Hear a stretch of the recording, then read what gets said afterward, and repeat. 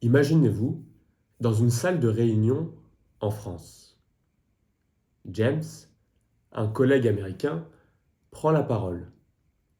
Il vient d'arriver en France il y a quelques semaines pour s'occuper du développement sur le marché américain de l'ancienne entreprise où je travaillais.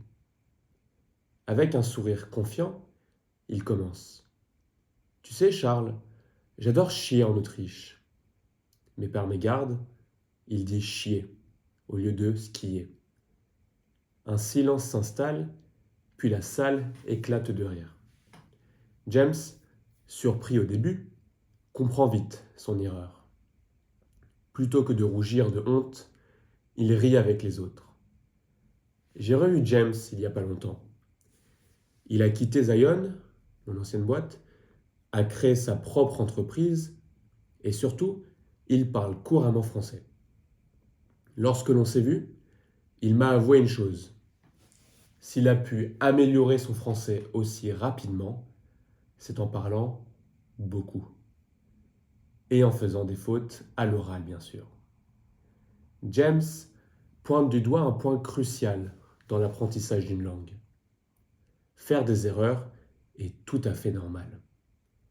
Vous pouvez vous sentir gêné lorsque vous en faites, mais c'est en les acceptant que vous avancerez. Je vous encourage à parler, même si cela signifie faire des erreurs.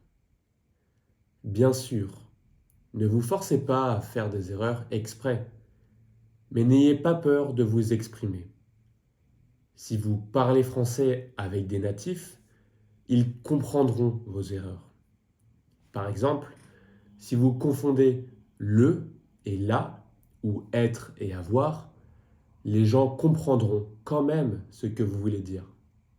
L'important est de communiquer. Maîtriser parfaitement la grammaire, c'est utile pour les examens. Mais parler et être compris est bien plus important selon moi et James. Ne cherchez pas à être parfait. Les erreurs font partie de l'apprentissage. Pour atteindre la fluidité, il faut faire de nombreuses erreurs. Quand vous aurez un niveau plus avancé, vous corrigerez vous-même ces erreurs. Bref, osez faire des erreurs pour mieux apprendre le français. C'est en tombant qu'on apprend à marcher et c'est en se trompant qu'on apprend à parler français. Bonne journée et amusez-vous bien.